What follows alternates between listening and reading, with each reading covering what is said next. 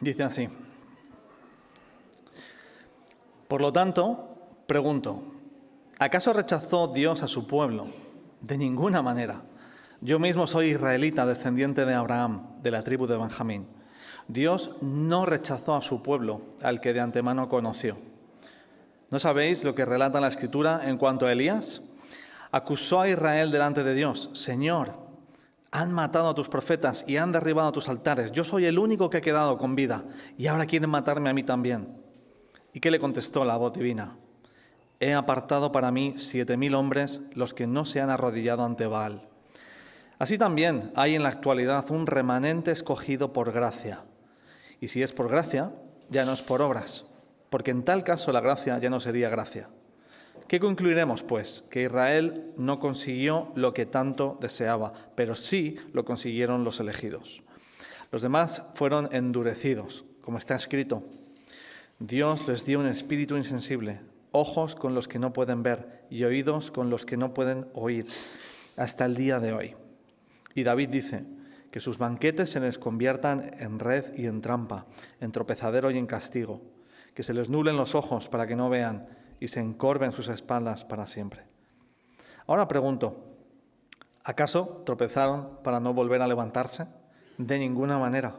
Más bien, gracias a su transgresión ha venido la salvación a los gentiles para que Israel sienta celos. Pero si su transgresión ha enriquecido al mundo, es decir, si su fracaso ha enriquecido a los gentiles, ¿cuánto mayor será la riqueza que su plena restauración producirá? Me dirijo ahora a vosotros, los gentiles. Como apóstol vuestro que soy, le hago honor a mi ministerio, pues quisiera ver si de algún modo despierto los celos de mi propio pueblo para así salvar a algunos de ellos. Pues si el haberlos rechazado dio como resultado la reconciliación entre Dios y el mundo, ¿no será su restitución una vuelta a la vida? Si se consagra la parte de la masa que se ofrece como primicias, también se consagra toda la masa. Si la raíz es santa, también lo son las ramas. Ahora bien, es verdad que algunas de las ramas han sido desgajadas y que tú, siendo de olivo silvestre, has sido injertado entre las otras ramas. Ahora participas de la savia nutritiva de la raíz del olivo. Sin embargo, no te vayas a creer mejor que las ramas originales.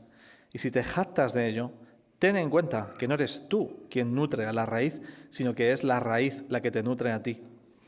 Tal vez dirás: desgajaron unas ramas para que yo fuera injertado. De acuerdo. Pero ellas fueron desgajadas por su falta de fe, y tú, por la fe, te mantienes firme. Así que no seas arrogante, sino temeroso. Porque si Dios no tuvo miramientos con las ramas originales, tampoco los tendrá contigo. Por tanto, considera la bondad y la severidad de Dios, severidad hacia los que cayeron y bondad hacia ti. Pero si no te mantienes en su bondad, tú también serás desgajado. Y si ellos dejan de ser incrédulos, serán injertados, porque Dios tiene poder para injertarlos de nuevo.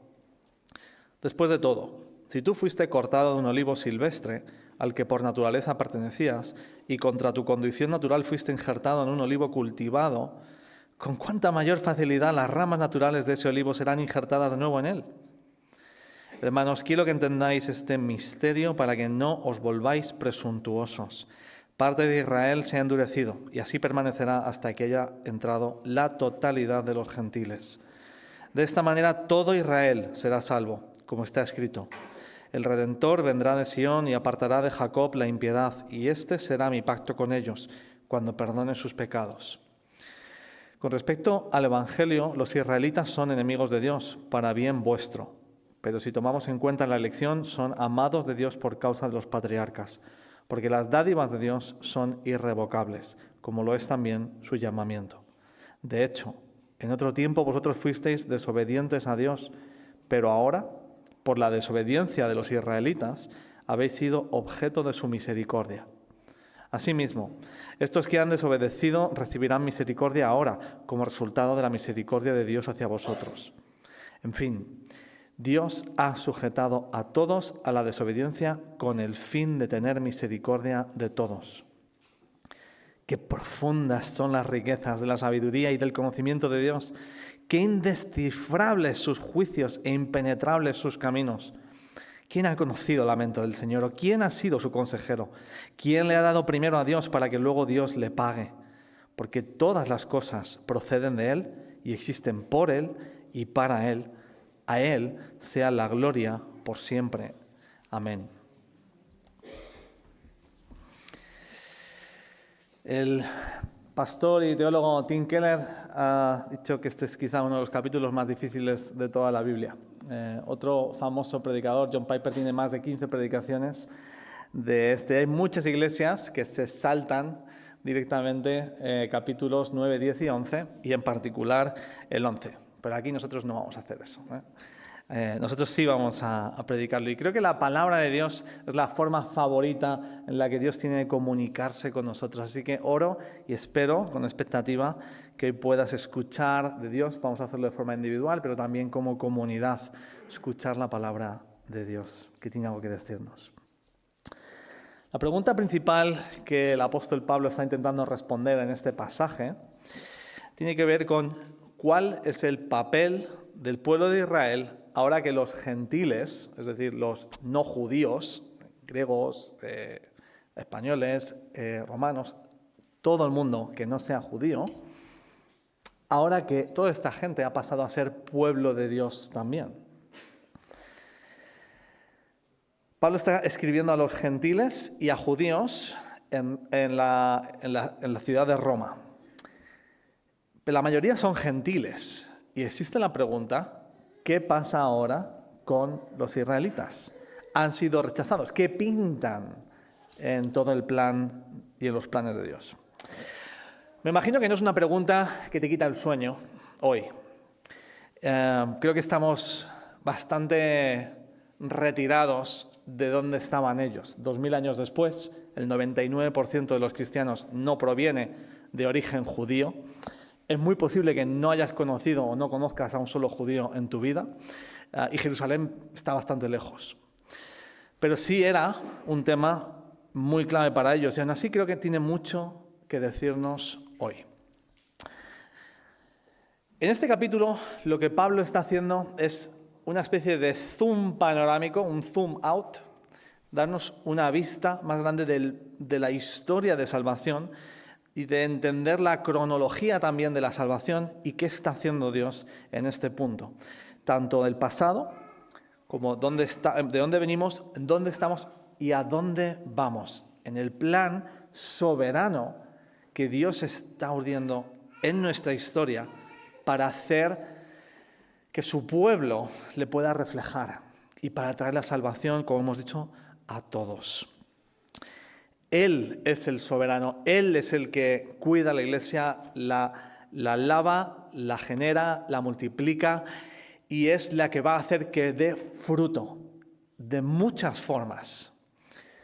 Y Él va a asegurarse, lo cual debe darnos mucha seguridad de que no depende necesariamente de nosotros, sino que en última instancia es Jesús mismo el que está como cabeza de la iglesia, de su pueblo, el que está a cargo de hacerla avanzar. Y en todo momento Él va a seguir siendo fiel a su promesa. Es algo que Pablo está intentando defender. No hay un corte aquí. Seguir siendo el mismo Dios, las mismas promesas se está cumpliendo. No hay un plan B. Seguimos en el mismo plan. Pero este pueblo de Dios está lleno de sorpresas. Y eso es lo que Pablo va a explicarnos. Quiero animarte a que saques el móvil, que abras el WhatsApp y entres en el grupo ICE Suances, que es el grupo oficial de comunicación de la Iglesia. Si no estás metido, te animo a que le pidas el link o el QR al que tengas al lado. Pero te estoy mandando una foto que la he mandado por el grupo. Me interesa mucho que la veas, no pasa nada, no mires otros mensajes, mira simplemente el mío. Y es una foto de un olivo. Porque un olivo, si no tienes, quizás mira si el de al lado no tiene móvil o está un poco perdido y compártele la foto del olivo, que es un olivo glorioso. Este es un olivo de entre 2000 y 4000 años de antigüedad. Es difícil datarlo, pero por ahí anda. Milenio arriba y milenio abajo. Es quizás el más antiguo del mundo. Está en Creta, la parte griega. Y seguramente el apóstol Pablo vio este árbol en su paso por Creta, que ya tendría a lo mejor 500 años, o 1000 años, o 2000 años. Ya era un señor olivo, en el siglo I. Pablo va a hablar de un olivo para explicarnos un poco todo este tema tan complejo. Y es muy interesante cómo lo hace. Sabes, durante muchos años los teólogos se reían un poco del apóstol Pablo, de la forma en la que él hablaba de cómo se hacen los injertos en los olivos. Y decían, me parece a mí que este es un poco urbanita y nunca ha pasado por un campo de verdad y que de horticultura sabe poco, ¿no? Hubo teólogos incluso que dijeron, ignora un poquito su ignorancia de agricultura y enfócate en lo que te está de las verdades teológicas que te está queriendo explicar, ¿no? Pero mira, no preste mucha atención a cómo se hacen los injertos porque no es así como se hacen, ¿no?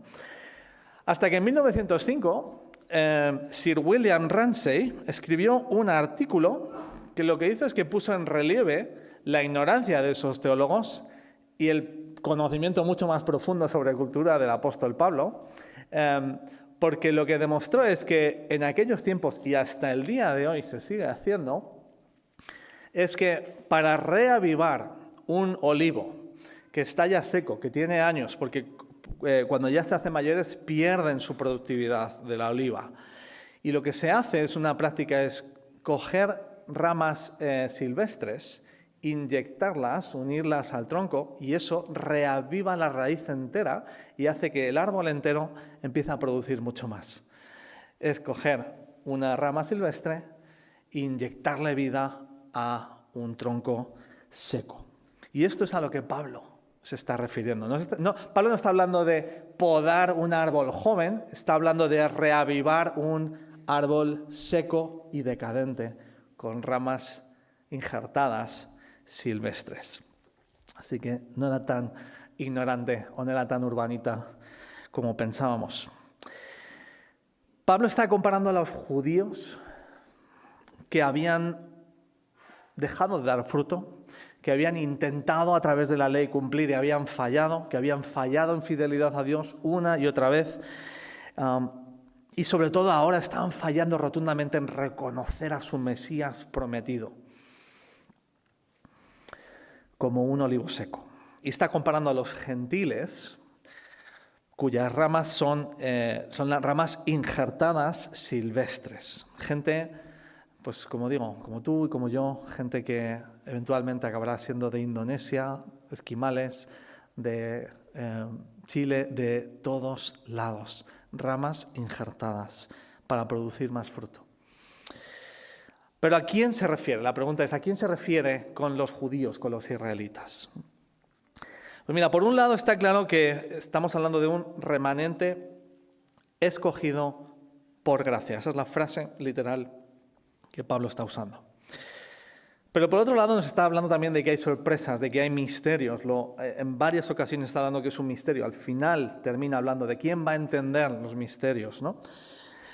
Y quién puede entender el plan, sus indescifrables juicios, qué impenetrables son sus caminos, ¿no? Pero este capítulo nos habla de que, aunque ha existido siempre el pueblo de Israel, no todos los que comparten ese ADN, no todos los que comparten ese pasaporte, no todos los que comparten esa etnia, pertenecen al pueblo de Dios. Y esto creo que es bastante evidente y lo viene diciendo desde capítulos anteriores. Si te vas un par de capítulos para atrás, en el 9, versículos 6 y 7, dice, lo que sucede es que no todos los que descienden de Israel son Israel. Tampoco por ser descendientes de Abraham son todos hijos suyos. Es esta idea que encontramos en la Biblia de que hay un pueblo dentro del pueblo. La palabra es el remanente.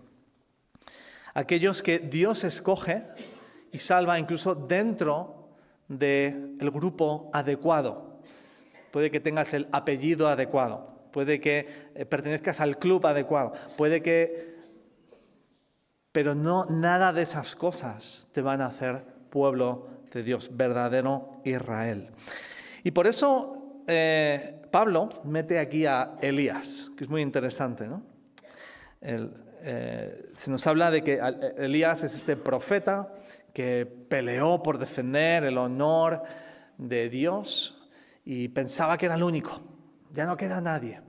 Y Dios le dice, hay 7.000 personas más. Es muy curioso, no le dice hay 3 o 4. Hay 7.000 personas más que me siguen, que son verdadero pueblo mío. No te pienses que eres el único.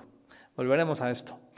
Pero lo que nos está diciendo es que Dios está siempre guardándose un remanente. Cuando Dios envía plagas, cuando Dios envía naciones a castigar a Israel, cuando Dios exilia a Israel, está procurándose un remanente, un pueblo que de verdad me siga, un pueblo a quien voy a depurar y que quiero que me sea fiel. Un pueblo dentro de un pueblo, un remanente escogido por gracia. Y ese remanente ahora es en Cristo. En Cristo.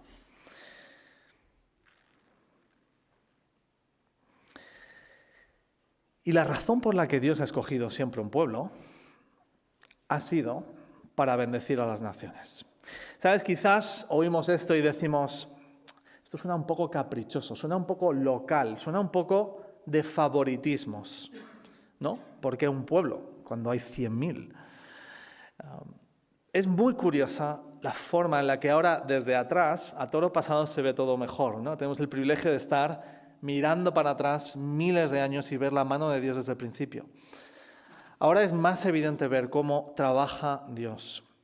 Y el Dios del Antiguo Testamento va a coincidir plenamente con el Dios del Nuevo Testamento en cómo se revela y cuál es su estrategia para bendecir a todas las naciones. Puede parecer caprichoso el escoger a un grupo pequeño, en un lugar pequeño, para darse a conocer, pero lo que Dios ha estado siempre interesado es que me conozcan unos pocos profundamente en el discipulado.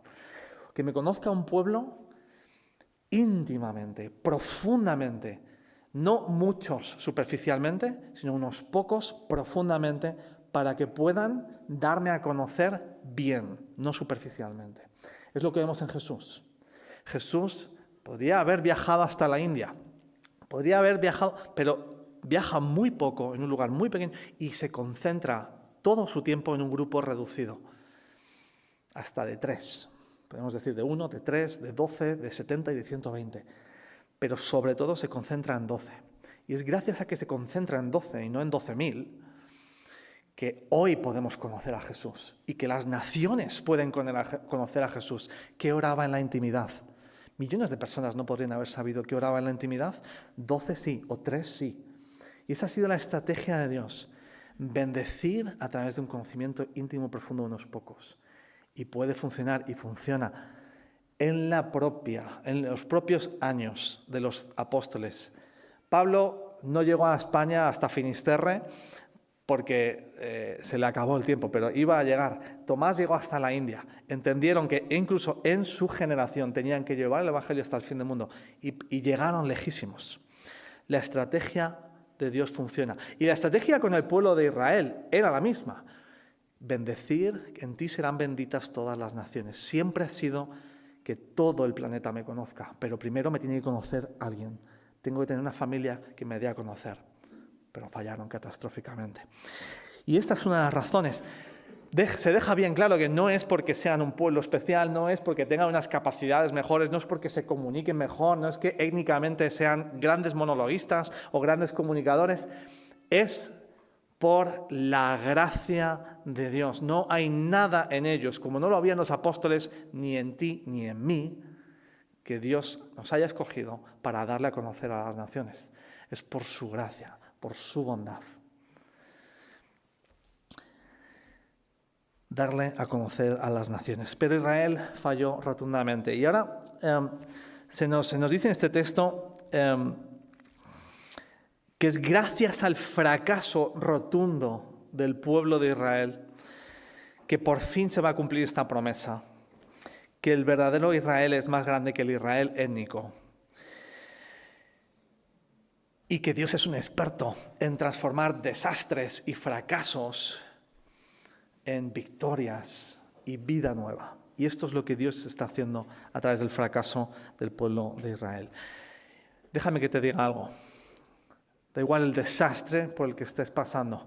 Da igual incluso el desastre como país por el que estemos pasando. Dios es un experto en restaurar y en traer bien del mal, en traer bendición de la maldición, de traer vida de la muerte. Y lo puede hacer en tu vida y lo puede hacer en tu entorno. Él es un experto. Y hay algo muy curioso que Pablo va a hacer, y es relatar la cronología de cómo va a funcionar esto. Se nos da una foto de lo que Dios va a hacer de aquí en adelante. En el versículo 11 leemos, y en el 12. Ahora pregunto, ¿acaso tropezaron para no volver a levantarse? De ninguna manera. Es rotundo. Más bien, gracias a su transgresión ha venido la salvación de los gentiles, para que Israel sienta celos. Ahora volvemos a eso. Pero si su transgresión ha enriquecido al mundo, es decir, su fracaso ha enriquecido a los gentiles, ¿cuánto mayor será la riqueza de que su plena restauración producirá? 3 pasos en esta cronología. 1.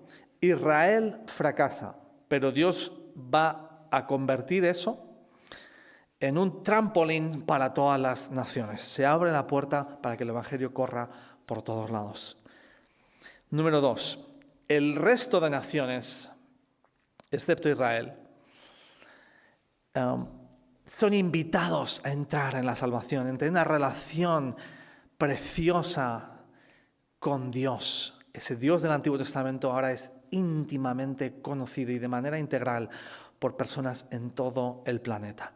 Y eso, en tercer lugar, va a crear celos, una envidia sana que va a ir creciendo hacia el pueblo original de Dios, el pueblo de Israel. Para, en tercer lugar, que se nos da a entender que esos celos, esa envidia, va a provocar que finalmente, en algún momento, haya alguna especie de avivamiento en el pueblo judío, en el pueblo original, en ese tronco que está validado por Pablo. No está diciendo que el tronco está desechado, que va a resultar además en un avivamiento global y va a dar más fruto que todo lo demás. Esta es la cronología que se nos está dando a entender, aunque con misterio, sin tener respuestas a todas las preguntas, pero que Pablo está dejando entender. Que la mayoría del pueblo de Israel en algún momento tendrá un avivamiento y vendrán, como hemos visto avivamientos en países, en Escocia, en Gales, en Corea del Sur y en tantos sitios, Madagascar, ocurrirá con el pueblo judío. No se nos dice necesariamente que sea regional, porque en realidad la mayoría del pueblo judío no está en el Mediterráneo, está repartido por todo el planeta, pero sí se nos habla de las personas, ¿no? Es decir, hay 2 cosas que Pablo deja claro: que Dios no ha rechazado al pueblo de Israel, todo el mundo es bienvenido, aunque están endurecidos, pero que aún así Dios hará algo que traerá a la mayoría para reconocer a Jesús. Hay esperanza para ellos, es un misterio. Mira el versículo 25 y 26. Dice: hermanos, quiero que entendáis este misterio para que no os volváis presuntuosos. Parte de Israel se ha endurecido y así permanecerá hasta que haya entrado la totalidad de los gentiles. De esta manera todo Israel será salvo. Fíjate, Pablo desde el principio enfatiza que él es israelita. Él no viene de Roma ni de Vigo. Él viene del pueblo judío. Y sabemos que había miles de judíos, como leemos en los Hechos, que se habían convertido al cristianismo. Y eso demuestra que Dios no les ha rechazado, sino que es a través de ellos también, están incluidos. Hay salvación para todo el que quiera acercarse a Jesús y reconocerle como el camino, la verdad y la vida. Dice en el versículo 5, hay en la actualidad un remanente escogido por gracia, y si es por gracia ya no es por obras. Se está refiriendo a ellos, a los apóstoles y a tantísimos otros miles de judíos que han aceptado a Jesús como el Mesías, como Rey, como la promesa esperada y cumplida. Pero mira, hay una cosa muy curiosa aquí que Pablo le dice a los gentiles y creo que aquí se empieza a aplicar más a nosotros. Dice que no os orgullezcáis, que no sean presuntuosos, que no os creáis mejores que la raíz del olivo. El versículo 18. Que no te vayas a creer mejor que las ramas originales.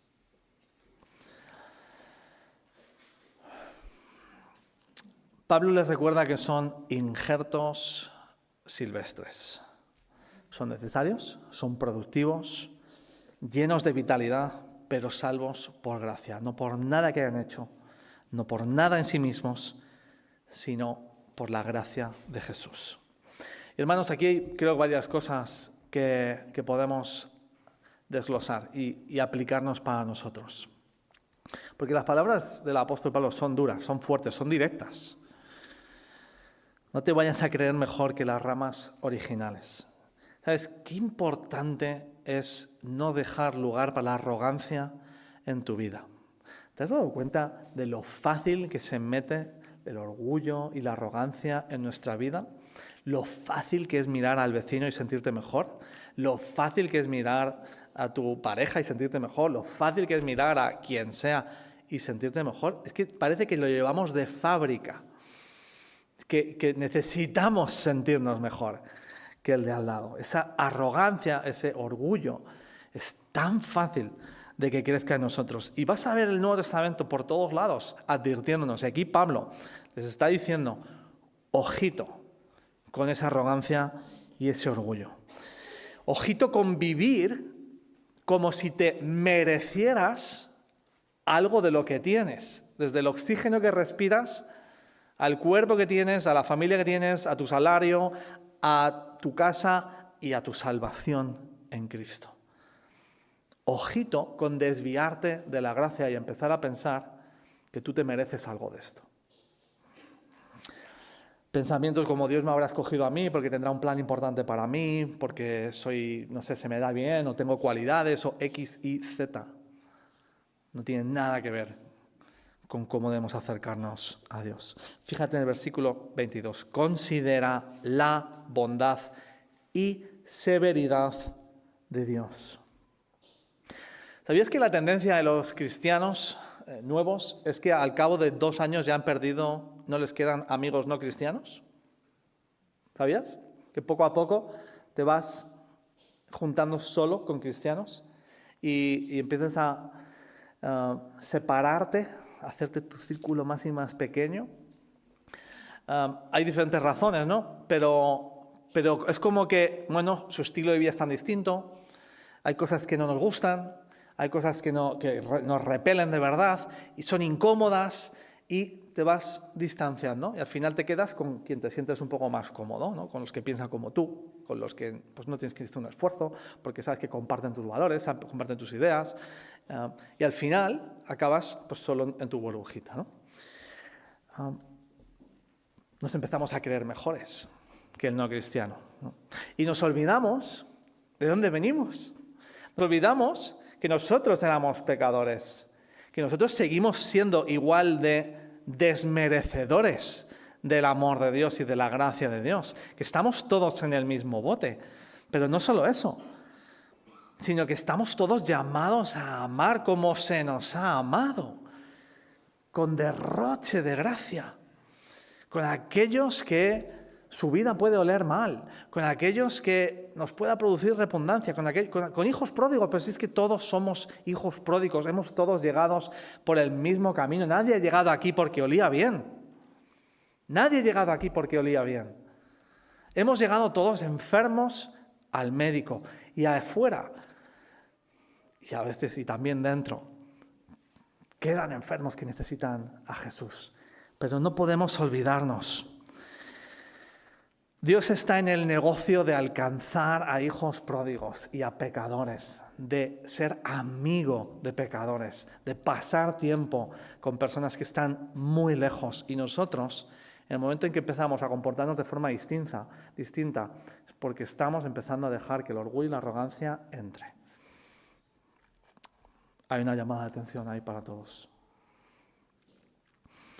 Puede que Dios tenga que hacernos sufrir un poquito, con pequeñas bofetadas de despierta, que no te he salvado para esto, para que estés cómodo en el sofá, sino para que vayas a hacer lo mismo que yo he hecho contigo.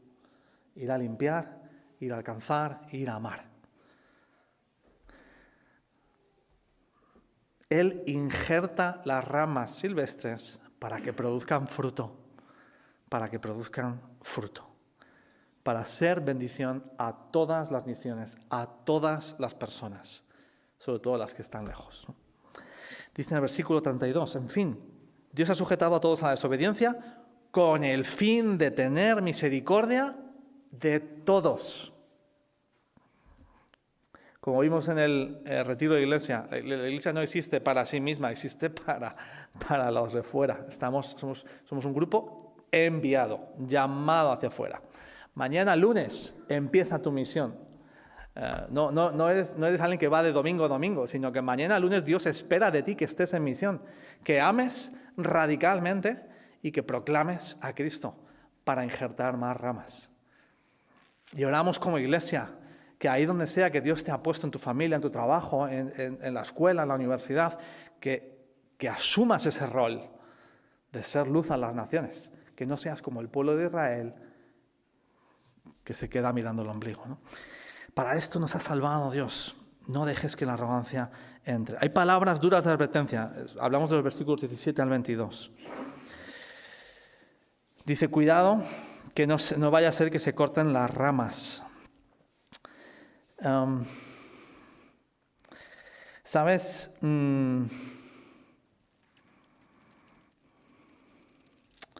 Puedes llevar el nombre de cristiano y no ser pueblo de Dios. Puedes llevar toda la vida en la iglesia y no ser parte del remanente, ¿no?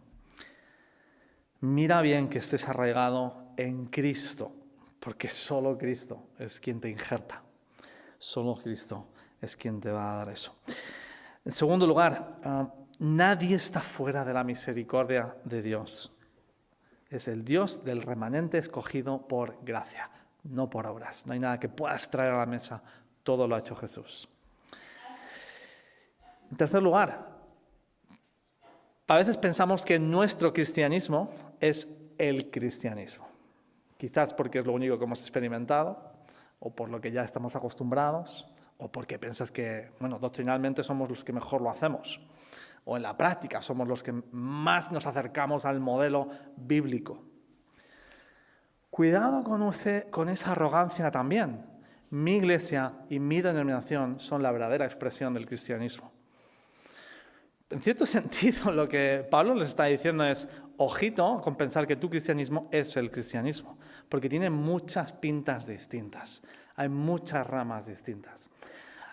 Estuve hace un mes en Corea del Sur, en el encuentro de Lausanne, que ocurre cada 15 años, 5.200 líderes de más de 200 países evangélicos, pensando en dónde está la iglesia ahora, y fue absolutamente increíble adorar.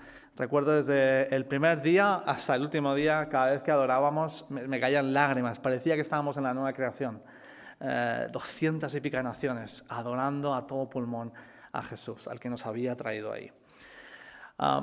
Fue un sentimiento increíble. Al final hubo todo un enfoque este año en la colaboración, en ir juntos en esta gran comisión que todos tenemos. No ir cada uno con nuestro chiringuito, nuestra marca, nuestro apellido, nuestra denominación, sino que trabajar de forma colaborativa, que esa es la forma en la que tenemos que ir, ¿no? Y 5.200 personas firmamos un acuerdo de colaboración donde decíamos, en la mayor de mis posibilidades, quiero ir con otros. Es esta idea se habla a veces en el mundo comercial del win-win, ¿no? Ganar y ganar y llegamos más lejos. Se habló de que el modelo bíblico en realidad es lose-lose, perder, para que el reino gane. Es donde yo voy a dar de mi tiempo, voy a dar de mis recursos, tú también da de tus recursos, de tu tiempo, para que gane el reino.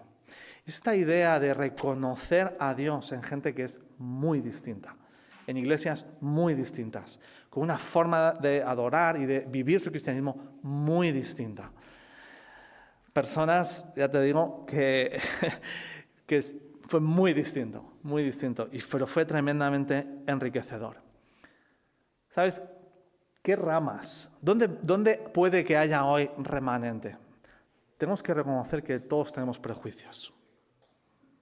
Yo estoy convencido de que hay remanente en la Iglesia ortodoxa. Yo estoy convencido, como conozco a católicos que están siguiendo a Jesús 1000 veces mejor que yo. Hay remanente dentro del evangelicalismo también, porque hay los que tienen solo el apellido, pero no han entendido ni están injertados, y los que de verdad sí. Ningún apellido, ninguna denominación, y obviamente unas van a tener más problemas teológicos que otros, pero se nos está llamando aquí a reconocer que las ramas injertadas son variadas y las añade Jesús. Y nos va a sorprender ver dónde podemos encontrarlas, ¿no?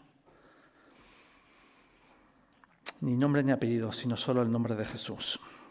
Y en cuarto lugar, vemos que es un Dios de sorpresas. Vamos a llevarnos muchísimas sorpresas cuando pasemos el umbral de la muerte y nos encontremos en la realidad que Jesús está preparando. Es un plan de salvación misterioso y la clave es que Dios es el dueño de este plan. Todo viene y ha sido dado por Él. Fíjate cómo termina este pasaje. Con una forma gloriosa. Y es la única forma en la que Pablo se ve en terminar. Con una doxología, con una canción, con una alabanza a Dios. ¿No es increíble cómo Dios lo está haciendo? ¿No es increíble la soberanía de Dios? Dice, qué profundas son las riquezas de la sabiduría y del conocimiento de Dios, qué indescifrables sus juicios e impenetrables sus caminos. ¿Quién ha conocido la mente del Señor o quién ha sido su consejero? ¿Quién le ha dado primero a Dios para que luego Dios le pague? Porque todas las cosas proceden de Él y existen por Él y para Él. A Él sea la gloria por siempre. Amén. ¿Sabes? Está hablando de Jesús. Jesús es quien ha vencido a la muerte y el pecado.